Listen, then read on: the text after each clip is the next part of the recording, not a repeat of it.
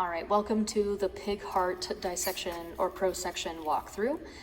Here we're going to talk about what's boxed out in your Chapter 20 Anatomy Study Guide under dissected sheep heart. These are actually pig hearts though, but we're looking at the right side of that table, so starting with coronary sulcus. And again, every time we want to start with looking at a heart, we always want to orient ourselves. What's up, what's down, what's left, what's right. So what I'm going to do here is I'm going to hold up my heart like this, and I'm going to try to find anterior versus posterior. So here as I turn the heart around, I'm a little confused, like what's up? I mean, this looks like an apex because it's pointed like an apex. This is clearly the base because I see a bunch of vessels coming off here. But if it's all covered in fat, so how am I really supposed to know what's what and where's what? So I like to play what's called the probe game. So I'm going to take a probe, and I'm going to try to find where these holes are coming in and out from. So I'm going to start here at the top.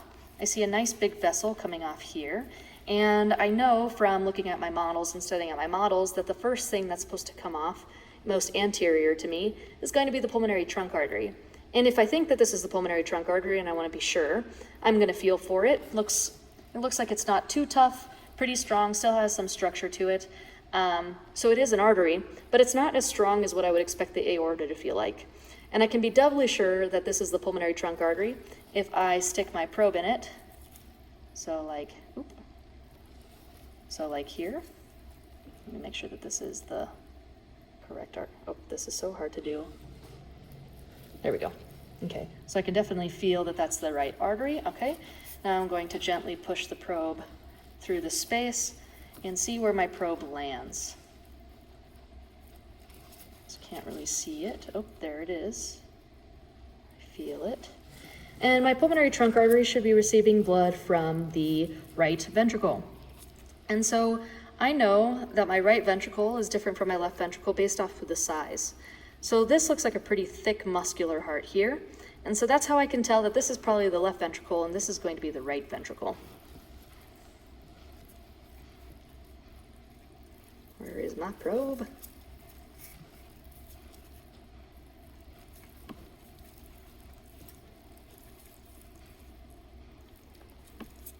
Don't want to break any structures here. Oh, there, you can see my probe. That's that little shiny thing in there. There we go. So that's how I feel pretty confident that that's the pulmonary trunk artery, because it is receiving blood from that right ventricle. Okay. So now that I feel good about that, let's doubly confirm and make sure that I can find the aorta too. So since that's my pulmonary trunk artery, I should be able to find my aorta, which should be just posterior to it. But this looks pretty fatty. I'm confused, like what is this? What is this? What's all this stuff? So I'm gonna kind of play around here and try to find something that looks pretty solid in structure. That looks pretty flabby. Let me flip it around here. Ooh, that looks pretty good and solid in structure. So this is a nice, tough aorta right here. It's nice, it's big, it has a lot more shape to it than the pulmonary trunk artery does without me assisting it in any way. And if I put my probe in here, I'm willing to bet that that is going to pop into my left ventricle. And just by the angle of this video, I don't want to do that to keep wasting time. But you should pop that probe right in there and you would end up into the left ventricle. So let's go ahead and open up this pig heart and take a look. So the way we cut these hearts, and it's not exactly the same on every heart, so don't be reliant on that, but the way we cut it is so that you can see all four chambers on both sides. So you can see all four chambers on this side and you can see all four chambers on this side. Some hearts are cut a little off, I shouldn't say a little off center, but they're cut a little bit off because of the shape of the heart. And again, you should still be able to see all four chambers on one side and all four chambers on the other side. So don't forget that as we go through these structures at any time, this is an enclosed structure. And so we are looking at the half of the structure on one side, half of the structure on the other side. So let's go ahead and start on this side. The first thing that we should identify are the rest of the chambers. So we identified that this is the left ventricle because it has a really thick muscular wall. And then that must mean that this is the right ventricle because it's a much thinner wall. And if that means that, then that means that this is the interventricular septum because that's separating the left from the right ventricle. And in the ventricles, we should be able to see some musculature called trabeculae carnae, which we can see really easily here in between my fingers. You can see that it's a little bit of a mess of muscle. It's not too well organized, and it's definitely in that ventricle, which it looks good. You can also tell on the other side that we have these stringy bits. And these stringy bits are called chordae tendineae, or tendinous cords. These structures are really important. These are what we call like heartstrings, so like don't go pulling on my heartstrings. This is where that comes from. But these are really important because they are directly attached to our valves, our atrioventricular valves. And you can imagine that if this was previously not cut, it would form an entire circle here, and these chordae tendineae could help open and close those valves, and we would have a nice sealed off section between what would be the atria, which is in this space here, and since this is the left side, this would be the left atrium versus the left ventricle down here. So what helps open and close these atrioventricular valves? So we have the chordae tendineae, and we can follow the chordae tendineae down to what is the papillary muscle. So this whole thing looks like one big giant papillary muscle, but sometimes they look a lot smaller. They might be, let's see if we can find one on this side. They might be as small and as simple as something like this. So this looks like it got kind of cut off from the other half of the heart. So we're looking for something at the end of the chordae tendineae, and that should be our papillary muscle right there. Okay, we just make sure we don't have anything else in the ventricles that we should talk about. Since this is the left side of the heart, and this is our left atrioventricular valve, and it's the left side, then we know that this is a bicuspid valve. So you could name it one way or the other. And then on this side, the equivalent structure. Here we have what's left of the atrioventricular valve on the right side, so tricuspid valve. You can also see those chordae tendineae still coming off of that. So we can imagine that if this was wrapped all the way around, that would be the right atrioventricular valve or the tricuspid valve. Okay, all right, so now let's go up into the atria up here. So this is an atrium, this is going to be the right side. Up here, this is going to be an atrium, this is going to be the left side. And we can see these nice muscles right here, those big muscles right here. Those are going to be our pectinate muscles in the atria, right there. Nice. Okay, let's go ahead and take a look at the other side of the heart, make sure that this all looks exactly the same here. So here we have the interventricular septum. I know that this is the left side because it's much thicker than the right side. This is going to be my ventricle. This is going to be my other ventricle. You can see some trabeculae carneae again on this side. You can see those chordae tendineae, papillary muscles, holding on to that left atrioventricular valve or the bicuspid valve. And again on this side, except it's not, a little bit of papillary muscle there. And on this side you can't really, it's not too pretty, so not cut too well on this side, but that's okay. We have a good structure on the other side. I'll just stick that back in there. Gonna stick that back in there. Okay, and we can follow this space back up into the atria. So here we have the right atrium, and here we have a little bit of the left atrium. Okay, so now what dumps blood into the right atrium? Excuse me, the left atrium. What dumps blood into the left atrium is going to be the two paired bilateral pulmonary veins, which are receiving blood from the lungs. And on some of the hearts, you can't really see that from this angle. You can't really see the hole and follow it. But on some of the hearts that have a bunch of non-dissected stuff here on the top half, you can definitely see that. So from here, this looks like a pretty good guess of that this would be the pulmonary vein. And this might be a pulmonary vein. It looks a little too big to be a pulmonary vein, but this looks pretty. Actually, let's double check that just to be sure.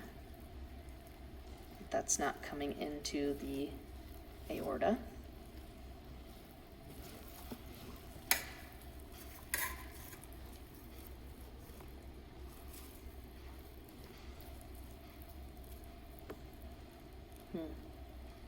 So the reason why I'm hesitating here is because some of these cuts are not very clean, and I want to make sure that I tell you the correct structure. And so in order for me to be certain, I'm going to go ahead and put my probe right in this hole and see where it goes. Let me put my finger in the aorta here, and so this looks like I can feel it in the aorta, which makes me think that this might be one of the branches off the aortic arch artery. So that's not my pulmonary vein. So pulmonary veins are actually on your lab practical list for the pig heart. They definitely are for the model heart. So I wouldn't worry about them from here, but that is where you would find them, is on either side. Okay, let's continue with the semilunar valves. So we have a semilunar valve in the pulmonary trunk artery, and we have a semilunar valve in the aorta artery, which is just behind here. So let's go ahead and try to find that. So what I would do is I would collect the probe, and I would play the probe game, and I would put this in the